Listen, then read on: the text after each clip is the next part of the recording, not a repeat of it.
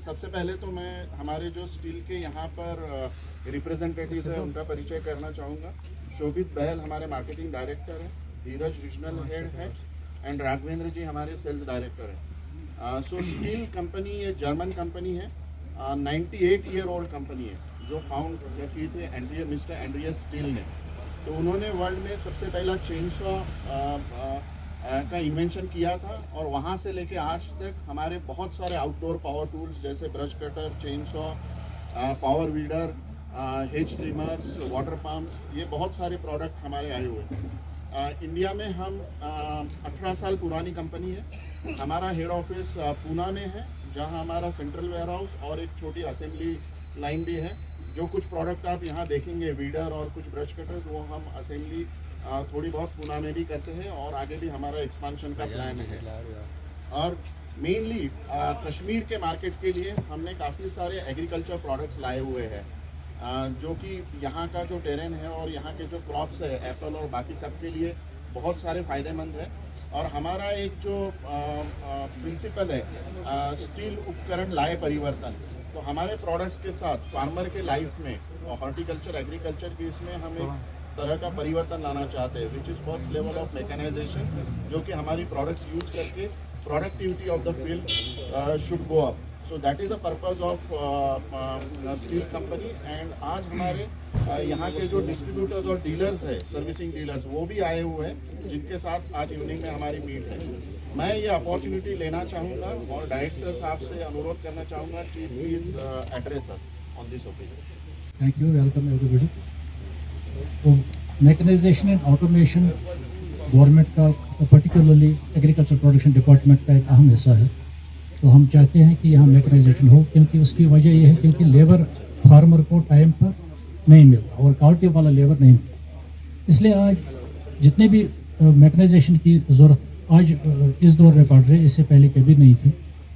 तो आज एक तो लैंड होल्डिंग कम हो गई है और लोग अदर बिजनेस भी करते हैं एग्रीकल्चर हॉर्टिकल्चर के साथ साथ। इसलिए ज़रूरी है कि जो भी टाइम उसको मिलता है, चाहे संडे के दिन या किसी और दिन, वो चाहता है कि घर में ही मशीनरी हो।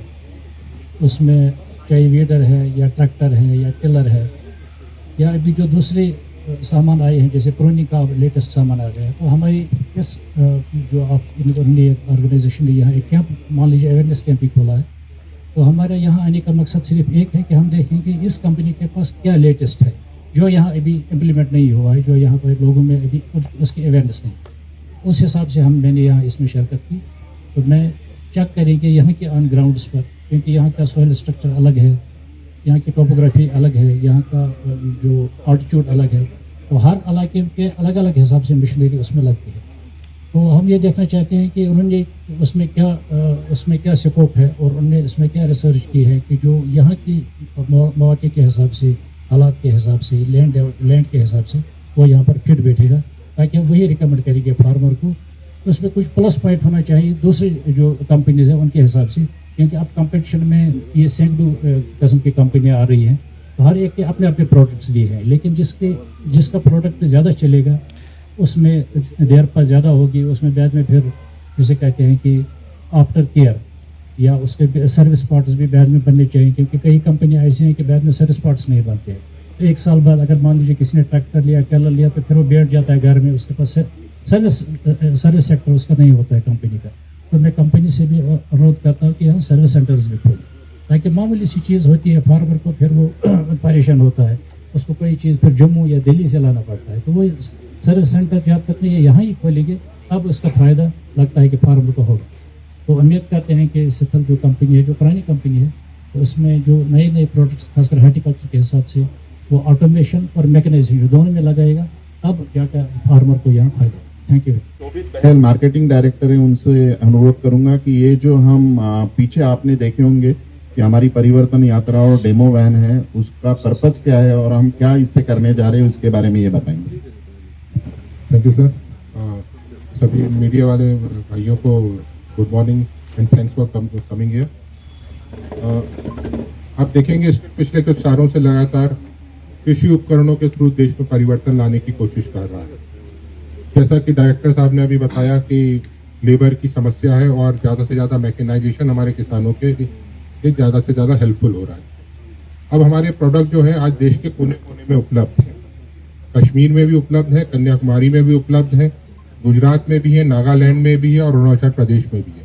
सभी जगह हमारा 500 से ज़्यादा सर्विस डीलर्स का नेटवर्क जो है सर्विस प्रदान कर रहा है और उपकरणों की सेल और सर्विस के लिए उपलब्ध। तो इसको ही देखते हुए हमने कहा कि फिर एक बार जन जन तक पहुंचा जाए।